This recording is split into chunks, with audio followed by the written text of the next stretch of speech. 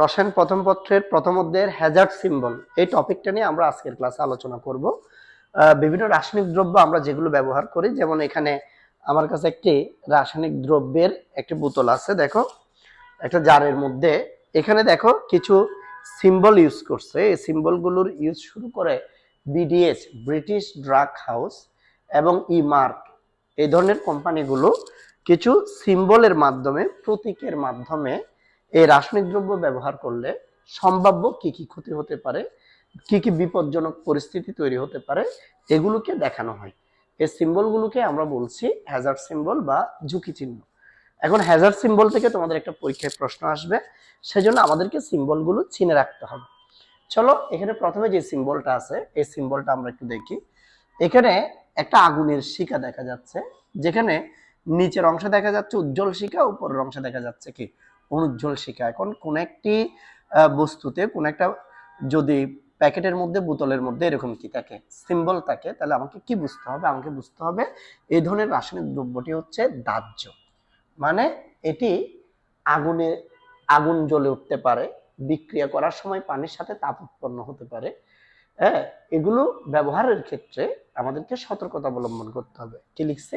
আমরা লিখছি দাহ্য রাসায়নিক পদার্থ, যেমন গ্যাস, তরল, কঠিন, সহজেই আগুন ধরতে পারে, পানি সহ বিক্রিয়ায় কি উৎপন্ন করে, তাপ উৎপন্ন করে। যেমন সোডিয়াম আর পানির বিক্রিয়ায় তাপ উৎপন্ন হয়, অনেক সময় বিস্ফোরণ হতে পারে। Sodium hydride, lithium aluminium tetrahydride, zinc powder, aerosol, petroleum হচ্ছে এই ধরনের পদার্থ। তো এরা যেহেতু খুব সহজে যে কোনো কিছুর সাথে বিক্রিয়া করে ফেলতে পারে, সেজন্য এদেরকে সংরক্ষণ করা হয় নিষ্ক্রিয় পরিবেশে। যেমন যেমন সোডিয়ামকে আমরা কেরোসিনের নিচে সংরক্ষণ করি, কারণ কেরোসিন এই এই মাধ্যমে সোডিয়াম কি করে না, বিক্রিয়া করে না। অথচ সোডিয়াম পানির সাথে বিক্রিয়া করলে এটা তাপ উৎপন্ন করে। আবার সোডিয়াম হাইড্রাইড, লিথিয়াম অ্যালুমিনিয়াম টেট্রাহাইড্রাইড, এগুলোকে যে পাত্রে রাখা হয়, আগে সেখানে ইনার্ট গ্যাস দিয়ে, নিষ্ক্রিয় গ্যাস দিয়ে এটাকে ফিল আপ করে ফেলা হয়, ফিল আপ করে তারপর সেখানে রাখা হয়। এই জন্য আমরা লিখছি ইনার্ট গ্যাস পরিবেশে এদেরকে কি করা হয়, সংরক্ষণ করা হয়। এগুলো ব্যবহারের ক্ষেত্রে সাবধানতা অবলম্বন করতে হবে। কি, আমরা মাস্ক, নিরাপদ চশমা, হ্যান্ড গ্লাভস পরে থাকবো, যাতে আমাদের কোনো ক্ষতি না হয়। এরপর তোমরা এখানে আরেকটি সিম্বল দেখতে পাচ্ছ। প্রথমে এই সিম্বলটা কি দেখি, এখানে একটা মেটাল দেওয়া আছে, মেটালের উপর থেকে ফুটায় ফুটায় আমরা দেখতেছি রাসায়নিক দ্রব্য পড়তেছে। এই কয়েক ফোঁটা রাসায়নিক দ্রব্য পড়লে এই মেটালটির ক্ষয় হয়ে যাচ্ছে। কয়েক ফোঁটা রাসায়নিক দ্রব্য পড়ার কারণে মেটালের কি হয়ে যাচ্ছে, ক্ষয় হয়ে যাচ্ছে, অর্থাৎ এরা ক্ষয়কারী। হাতের উপর পড়তেছে, হাতেরও ক্ষয় হয়ে যাচ্ছে। এই ধরনের রাসায়নিক দ্রব্যকে আমরা বলছি ক্ষয়কারী বা করোসিভ। এটা হচ্ছে করোসিভ হ্যাজার্ড সিম্বল। এগুলো আমাদের দেহত্বকের কোষকে কি করতে পারে, মেরে ফেলতে পারে, চুরাই ফেলতে পারে, এটি মাংসপেশি নষ্ট করতে পারে। আমরা কি লিখছি দেখো, লিখছি ক্ষয়কারক রাসায়নিক পদার্থ, যেমন ব্লিচিং সলিউশন, গাঢ় অ্যাসিড, যেমন গাঢ় সালফিউরিক অ্যাসিড, হাইড্রোক্লোরিক অ্যাসিড, গাঢ় ক্ষার দ্রবণ, যেমন গাঢ় sodium hydroxide, potassium hydroxide, drain cleaner, এসব এরা ক্ষয়কারক পদার্থ, ত্বকের কোষের মারাত্মক ক্ষতি করতে কি সক্ষম। তো এগুলোর ক্ষেত্রে আমরা যখন ব্যবহার করব, আমাদের চোখকে রক্ষার জন্য আমাদের চোখে সেফটি গগলস পরে থাকতে হবে, হাতে গ্লাভস পরা থাকতে হবে। তাহলে এই দুইটা সিম্বল আশা করি আমরা বুঝতে পারছি। চলো এর পরেরটাতে দেখি। কিছু কিছু রাসায়নিক দ্রব্য আছে যেগুলো হয়তো হঠাৎ করে আগুন জ্বলে উঠবে না, বাট আগুন জ্বলে না উঠলে এটা তোমার দেহের জন্য ক্ষতিকর। এই ধরনের ক্ষতিকারক দ্রব্যগুলোকে আমরা একটা ক্রস চিহ্ন দিয়ে প্রকাশ করি, এটাকে আমরা ইংরেজিতে হার্মফুল বলছি। এখন এখানে লিখছে এই ধরনের ক্ষতিকারক রাসায়নিক পদার্থ কি হতে পারে, হতে পারে পেইন্টস, হতে পারে ফ্লোর পলিশ জাতীয় পদার্থ, যেগুলো জৈব দ্রাবক, পেট্রোলে দ্রবীভূত হয়। এছাড়া অ্যান্টিফ্রিজ, শীত প্রধান দেশগুলোতে পানি যাতে তরল থাকে, জমে গিয়ে বরফ না হয়, সেজন্য কিছু রাসায়নিক দ্রব্য যেমন ইথিলিন গ্লাইকল ব্যবহার করা হয়। এগুলো হচ্ছে অ্যান্টিফ্রিজ উপাদান। অ্যান্টিফ্রিজ উপাদান মানে এগুলো তরলকে জমাট বাঁধতে দেয় না সহজে। তো পোকামাকড় মারার ওষুধ শ্বাস প্রশ্বাসে দীর্ঘ সময় যাবত গ্রহণ করলে, ত্বকের মাধ্যমে শোষিত হলে অথবা গিলে ফেললে মারাত্মক কি হতে পারে, ক্ষতি হতে পারে। আর সাবধানতা আসলে সবগুলোর ক্ষেত্রে প্রায় একই রকম। তুমি ল্যাবে কাজ করার সময় হাতে হ্যান্ড গ্লাভস পরে থাকলে, মুখে মাস্ক, এবং চোখে যদি তোমার সেফটি গগলস পরা থাকে এবং গায়ে অ্যাপ্রন পরা থাকে, তাহলে অনেকগুলো দুর্ঘটনার হাত থেকে বাঁচা যাবে, নিরাপদ থাকা যাবে। এরপর উত্তেজক, দেখো উত্তেজক মানে এক্সাইটেড না, এটা ইরিটেন্ট।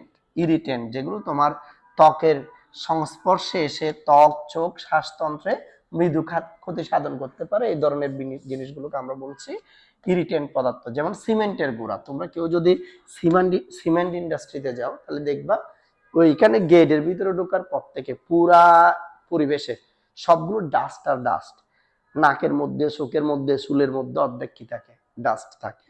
তো এগুলো ইরিটেট করে, এই জন্য এই ধরনের রাসায়নিক দ্রব্যকে আমরা বলতেছি ইরিটেন্ট। এটা অনেকটা ক্রসই দিছি আমরা এখানে, আমরা হাজারিন আখতারের বই সিম্বলটা ব্যবহার করছি, কিন্তু এটার বাইরের অংশ আর এটার বাইরের অংশে সামান্য কি আছে, ভিন্নতা আছে। এদের প্রতীকগুলোর মধ্যে সামান্য ভিন্নতা আছে। যেন আমরা যখন এক্স এন দিব তখন শুধু ক্ষতিকারক বুঝবো, যখন এক্স আই দিব তখন আমরা উত্তেজক বুঝবো। কেমন? আচ্ছা, এরপর আসো আমরা এরপর আরেকটা অংশে যাই।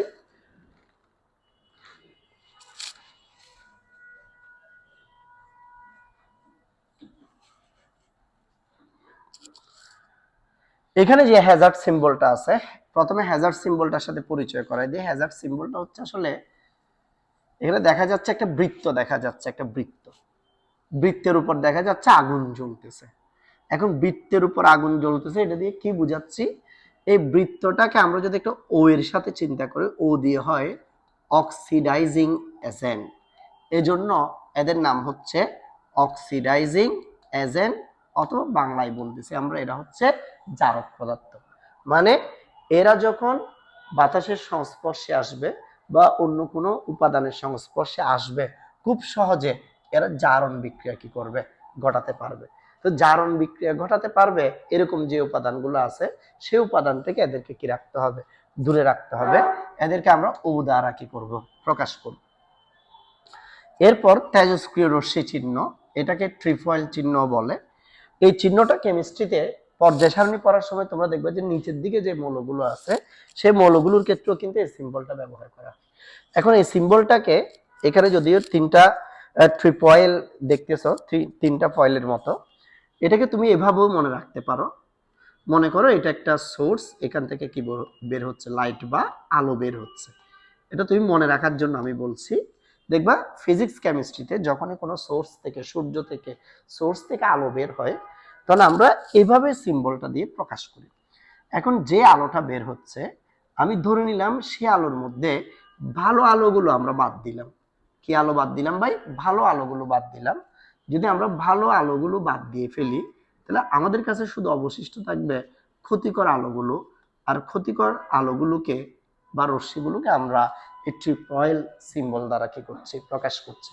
তুমি চাইলে এটার সাথে মিলাই এটাকে মনে রাখতে পারো। কি লিখছি? আন্তর্জাতিক তেজস্ক্রিয় রশ্মি চিহ্নটিকে ট্রিপয়েল বলা হয়, এটি দ্বারা অতিরিক্ত ক্ষতিকর আলোক রশ্মিকে বোঝানো হয়। তাহলে এখান থেকে যেটা বের হচ্ছে এটাকে আমরা বলছি অতিরিক্ত ক্ষতিকর আলোক রশ্মিগুলো, ভালোগুলো মুছে দিছে। এই ধরনের রশ্মি মানব দেহকে বিকলাঙ্গ করে দিতে পারে, শরীরে ক্যান্সার কি করতে পারে, সৃষ্টি করতে পারে। এগুলো নিয়ে কাজ করার সময় অবশ্যই অবশ্যই চোখে বিশেষ ধরনের কি করা থাকতে হবে, হ্যাঁ, চশমা পরা থাকতে হবে। যেহেতু এখান থেকে কি বের হবে, রশ্মি বের হবে। রশ্মি বের হলে সবার আগে ক্ষতি করবে তোমার চোখে। তাহলে আমরা এই সিম্বলটাও চিনে গেলাম। এরপর আমরা পরবর্তী অংশে যাচ্ছি। এখানে একটি হ্যাজার্ড সিম্বল আছে, দেখো হ্যাজার্ড সিম্বলটা কেমন। এখানে একটা মানুষের দেহ দিছে, হ্যাজার্ড সিম্বলে একটা মানুষের দেহ দিছে। মানুষের দেহের বিশেষত করে বুকের অংশটা বা উপরের অংশটা দেখাইছে, এবং দেখা যাচ্ছে কিছু একটা ব্লাস্ট হয়ে সেখান থেকে বের হয়ে আসতেছে, অনেকটা তারকা চিহ্নের মতো, তারার চিহ্নের মতো। তাহলে সিম্বলটা দিয়ে বুঝাচ্ছে এমন রাসায়নিক দ্রব্য এই বক্সের মধ্যে, এই কোটার মধ্যে আছে, যেটি আপনার দেহের কি করতে পারে, ক্ষতি করতে পারে। বিশেষত করে যেটা নিঃশ্বাসের মধ্য দিয়ে গেলে আপনার ফুসফুসকে ক্ষতিগ্রস্ত করতে পারে, আপনার শ্বাসনালীতে প্রদাহ সৃষ্টি করতে পারে, স্বাস্থ্যের জন্য কি আছে, ঝুঁকি আছে। এরকম রাসায়নিক দ্রব্যগুলো মূলত আমরা এই সিম্বলটা দিয়ে বুঝাচ্ছি।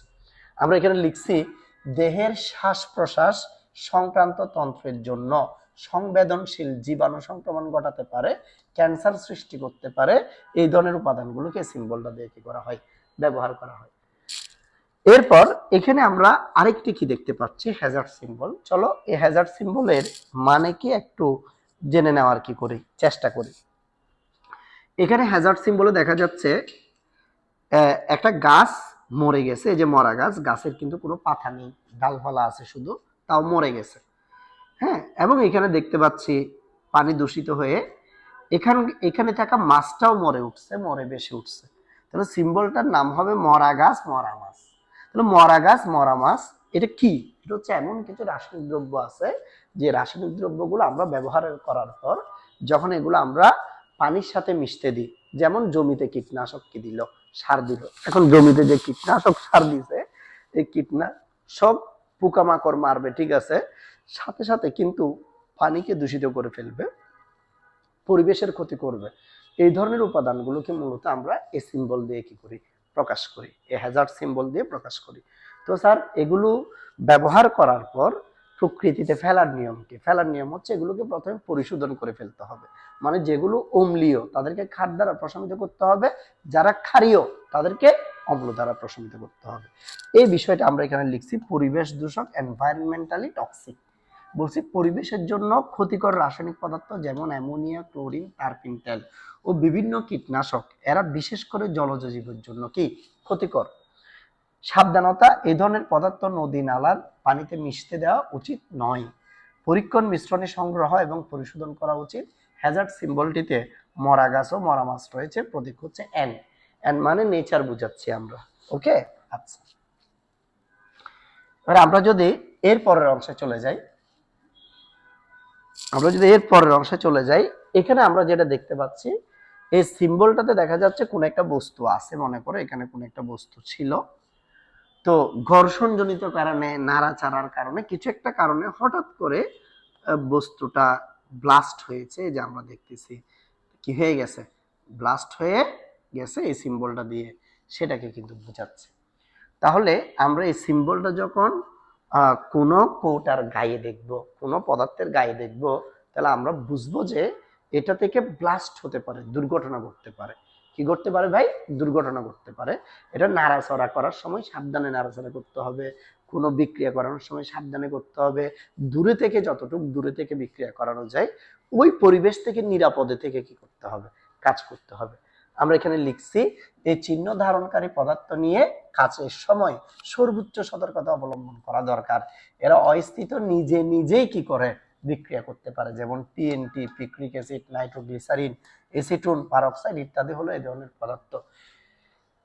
অনেকগুলো উপাদান আছে, যেমন টিএনটি, পিক্রিক অ্যাসিড, নাইট্রো, হ্যাঁ, এই ধরনের পদার্থগুলো কিন্তু আমরা বোমা বানানোর কাজেও কি করে থাকি, ব্যবহার করে থাকি। সাবধানতা, নির্জনে স্থিত জায়গায় সংরক্ষণ করা, সাবধানে কি করা, নাড়াচাড়া করা, ঘর্ষণ হতে পারে এমন অবস্থায় এড়িয়ে যাওয়া। তাহলে আমি আবার বলছি, আমি আজকে যা পড়াইছি এগুলো কঠিন কিছু না, খুবই সিম্পল। তোমাকে পরীক্ষায় 2টা বা 3টা হ্যাজার্ড সিম্বল দিবে।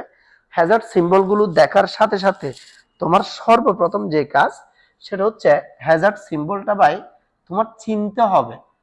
তোমাকে যে একটা হ্যাজার্ড সিম্বল দিছে, এই সিম্বলটা তোমার চিনতে হবে এই সিম্বলটা কি বলতেছে।